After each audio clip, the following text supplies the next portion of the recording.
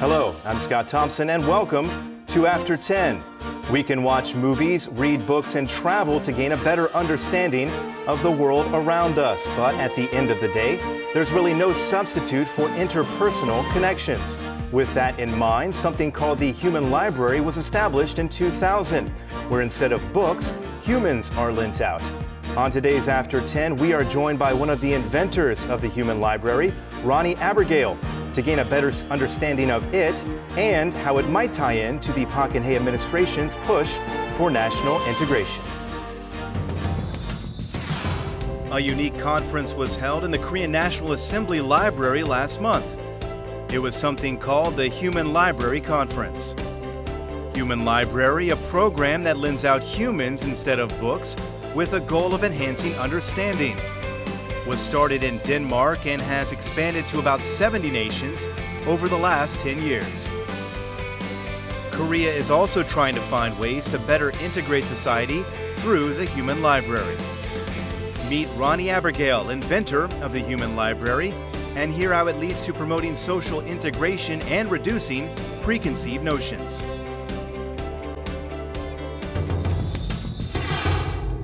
Mr. Abergel, thank you very much for being on the show. Thank you for having me. Now, you are one of the driving forces behind this idea, this Human Library idea, which I must say sounds very unique, and I think many people would agree with me. They might not quite understand what this idea is. If you could, give us a better understanding of what the Human Library is and what it does. Well, it's an opportunity to take out a person that's basically representing a topic that should be interesting to the reader. Our books often represent stigma, stereotypes, or people who are exposed to prejudices for some reasons. I can give you a few examples. People with disabilities, somebody living with HIV, a transgender person, or even a war veteran. You know, people that had difficult jobs or have a lifestyle which is of some controversy or of some discussion in certain areas. It's basically an opportunity to meet somebody you otherwise wouldn't meet and ask maybe the difficult questions that you have, but that you wouldn't feel comfortable asking in the supermarket or on the bus if you saw somebody with a face full of piercings or a person full of tattoos or some very muscular woman, obviously a bodybuilder. You'd be too shy. So in the Human Library, the people who are acting as books are available to you, ready to answer your questions. So explain this process for me. Let's say, hypothetically, I want to take part in this. Can I check out a book? Can I show up to one of these places? How does the process work exactly? Well, it works as a physical space, just like a real library. We have a counter. At the counter, you'll be met by a librarian that will guide you to find out which stereotypes is the most predominant with you. So you'll go through the list of literature. You'll see a title like the male nurse or the feminist or the vegetarian or someone who's really obese. And you're going to be like, oh, wait. This is a topic that's, or an anonymous alcoholic, something that touches you or where you feel that this is something that's relevant for you. And then the librarian will, set you up with the book. You go out for half an hour and an hour and ask those questions, have that conversation with that person who lives that life, who knows about the topic, and who will speak honestly and open with you. So it's been 14 years now since the first Human Library was established. It's a pretty long time. The people who have been taking part in this program over that period of time, what are they coming away with from this process? What are they learning about themselves and the other people involved? Well, it's a really good and interesting question because everybody has an outcome from the Human Library. Readers are typical people that, like you and me, that would walk in and try and see if what we thought about other people really was true. Probably or hopefully we'd come away smarter, wiser, or confirmed, get confirmation that that's what we thought, that was right. There's no guarantees that you're going to change your mind, and that's not really the mission either. The mission is to challenge what you think and then maybe give you the basis for reconsidering your opinion. Books are people that really want to be understood. Books are in a situation where they're stigmatized, some of them are discriminated, some are exposed to heavy prejudice from others because of their lifestyle or convictions. And I think what they really come away with is a better understanding of what do people think about me and why. And they get an opportunity to explain. to explain how things really are and hopefully feel better understood afterwards. And I think that increases quality of life, not just for the book, but also for the reader. If there is a group in your community that you're afraid of or you're concerned about the way they behave, imagine sitting down with a member of that group and finding out that, wait, they're not dangerous. I don't have to be concerned. You're going to come away relieved, feeling much better. So for everyone, I think this is a win-win situation. And the people involved, you call them books. What have been some of the more, I guess, popular or best-selling books over that time? Well, every country has their own bestsellers, and that's the great thing about the Human Library is it's adapted locally. We're in over 60 countries now, and in each country, our local partners, the organizers, will identify what are the stigma, what are the stereotypes that are relevant to discuss here. Like in South Korea, there is a list of books that could be bestsellers here, but they wouldn't sell anything in Sweden or Denmark. It wouldn't be topics that we even discussed because societies are so different. But some of the thematics that are global issues would be people with difficult jobs, people who have jobs of certain authority. That could be a policeman, anybody that has sort of a control function or regulating other people. They're always talked badly about because they have to sanction us. If we don't park properly, you get a ticket. If you don't pay your parking, you get a ticket. If you don't buy your ticket on the train, you could get a ticket. So these people are typically not popular. Policemen also have a diverse role. But I think global bestsellers for many countries are people of different sexual beliefs, people of different religious beliefs, different from the majority. So minority groups that have, let's say, lifestyles or convictions which challenge other people's tolerance. And sometimes we could be quite intolerant to people who are different. So I can imagine for the two people sitting down and having this discussion and learning more about each other and maybe killing some of these stereotypes that they had before on an interpersonal level, that's very fulfilling, I would imagine. In a broader sense, though, in talking about achievements and maybe a community or a society, what types of things have you seen over the past 14 years? Well, I've seen some pretty amazing stuff. I've seen communities that were sort of divided, finding a place to come together, to start building a bridge and breaking down barriers. And I've seen that in Seattle, I've seen that in Hungary, I've seen it in Japan. I had one reader once in Budapest, a man and his little boy, that took me out when I had a title as a former juvenile delinquent. I had my stint with problems in my youth. And this father asked me some questions through the boy. The boy was really the reader.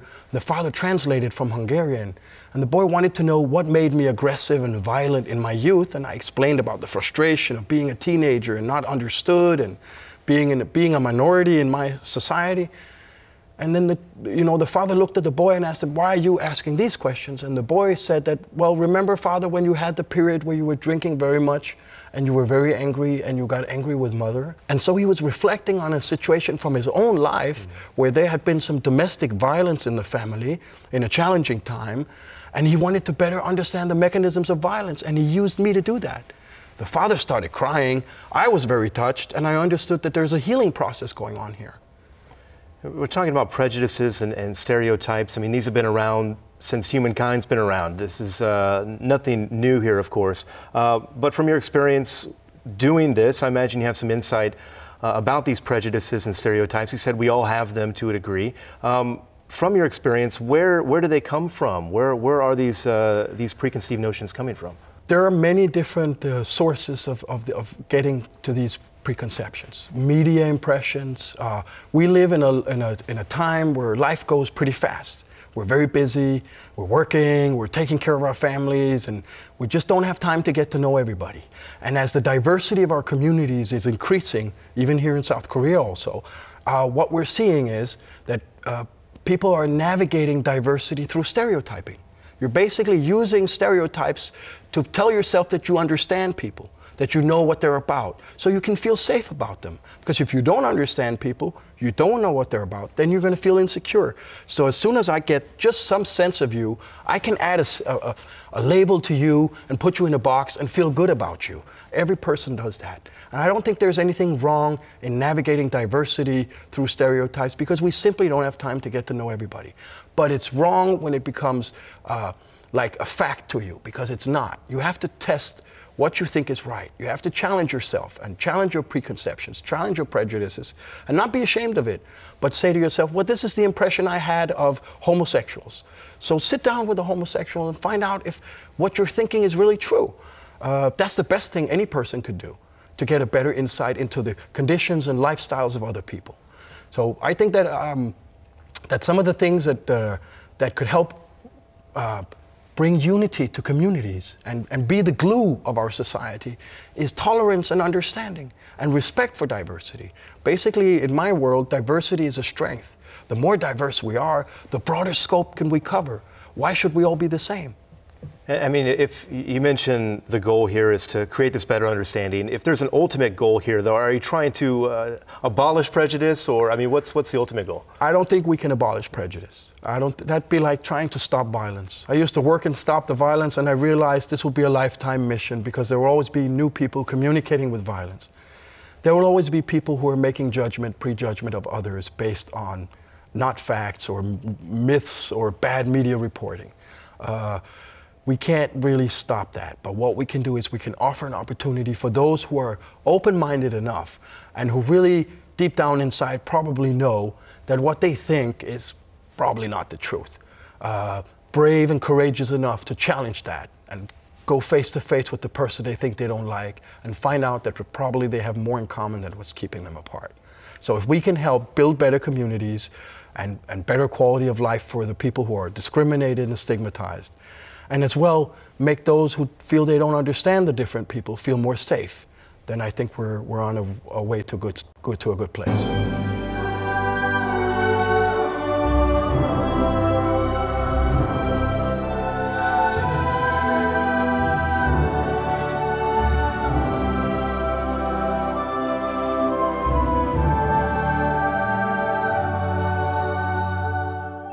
And I know this is your first time visiting Korea. You're here for a very special reason. There's a new partnership between the Human Library Organization and Korea. Tell us a little bit about that. Well, we've been very fortunate to enter into a very good partnership with the Hope Institute and Suwon Lifelong Learning Center and other partners here that are prepared to help us roll out the Human Library all across Korea. And that's a great opportunity for us to get this concept on the ground here in the right way. Because a lot of places, people have misunderstood what the Human Library is, and some places even created, let's call it monsters. I call it monsters because I've become a monster killer now. People that are making storytelling events, you can borrow a butterfly collector, you can sit down with a person that has some interesting life story, but that's not what the Human Library is all about. It's not about storytelling, it's about dialogue, and it's about challenging prejudices and stereotypes. So our partners here are ready to roll this out based on the, on the real criteria and on the real methodology. And of course, we're jumping at that opportunity.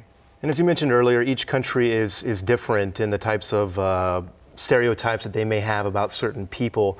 In terms of Korea, what are some of the living books that are available or will be available? Well, I mean, some of the books that I felt would be good bestsellers here would be the immigrant worker, the foreigner that comes here to work. It could also be people that have less education, unemployed people, homeless people, single mothers, single fathers, homosexuals, people living with disabilities. I think that in Korea, I have a very brief impression of the Korean culture, but it seems a lot surface-based and very much status-orientated and like an honor system that's pretty invisible to foreigners.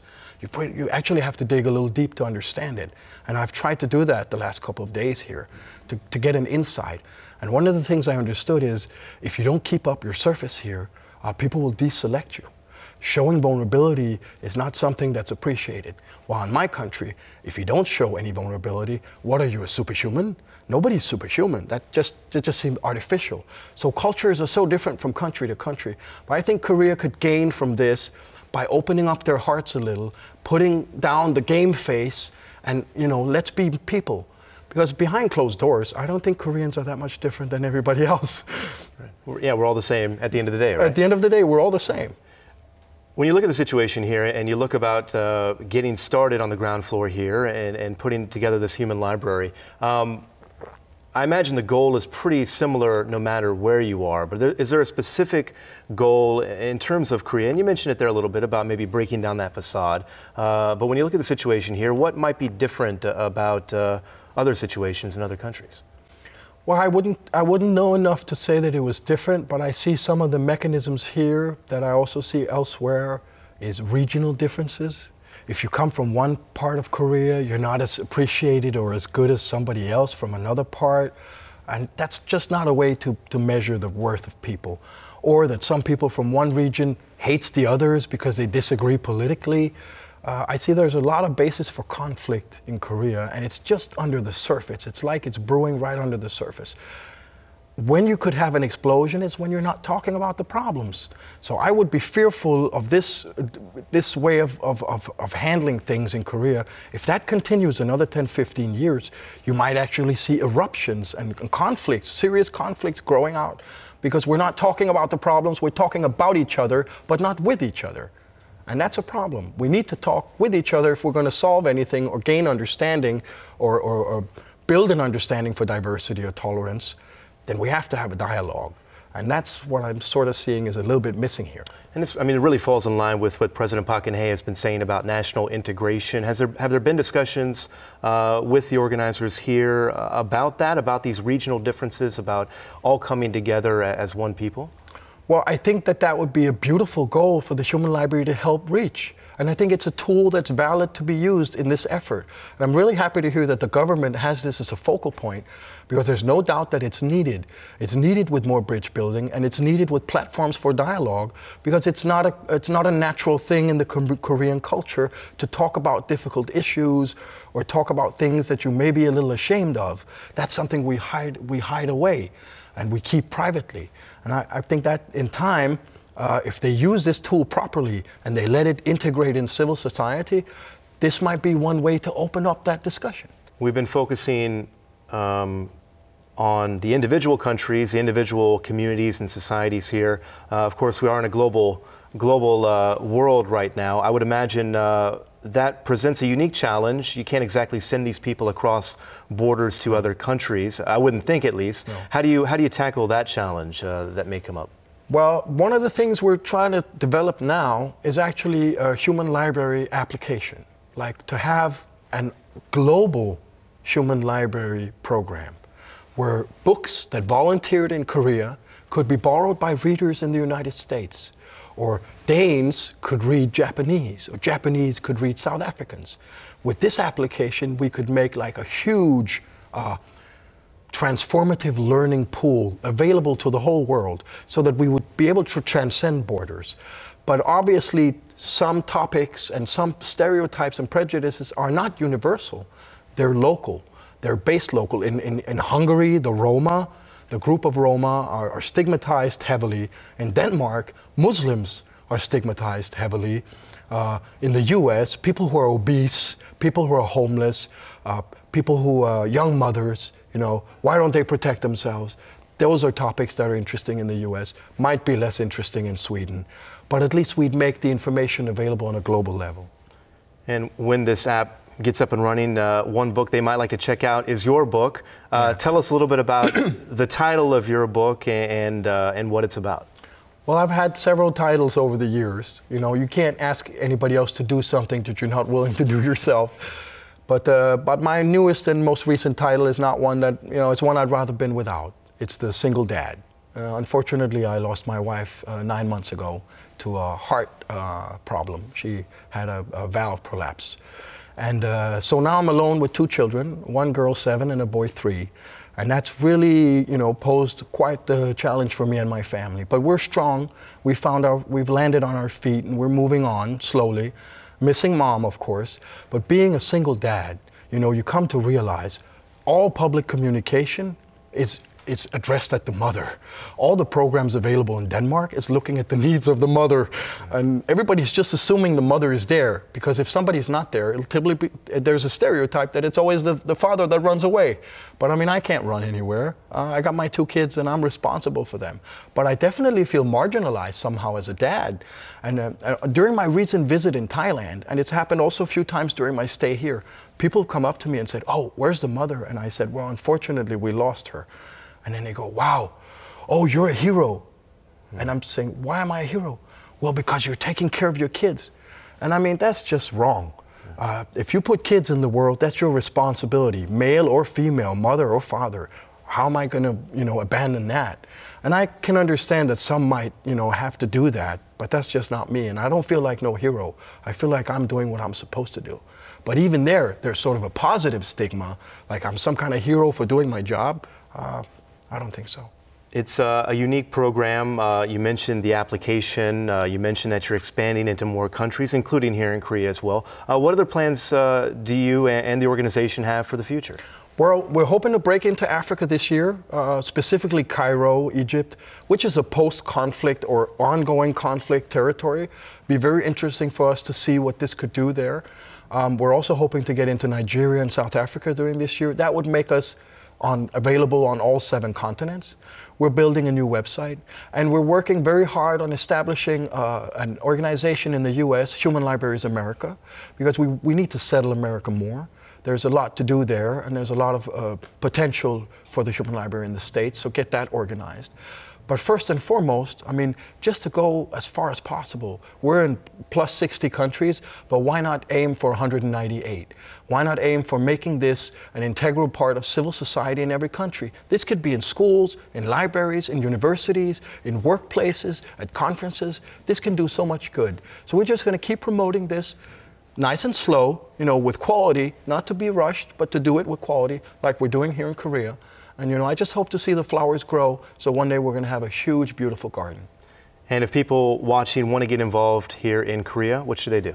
Well, they should get in touch with the Hope Institute, which is the national contact point for the Human Library Korea. Now, if for some reason they're watching and they're not based in Korea, they should go to our website, findthehumanlibrary.org, and get in touch with us, and we can help them get going. Mr. Abergel, it's certainly a unique program that I think it's safe to say is making a difference in communities around the world. We thank you very much for being on the program and sharing your insights. Thank you. Thank you, Scott. And thank you, as always, for watching. We'll see you next time, After 10.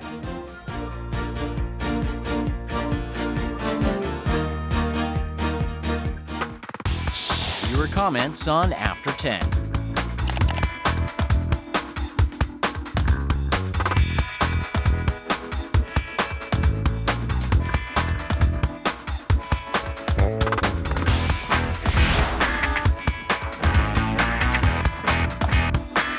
After 10 always welcomes viewers' opinions. Please leave your comments, great ideas, or suggestions by sending an email, leaving a message on our webpage, or through Twitter.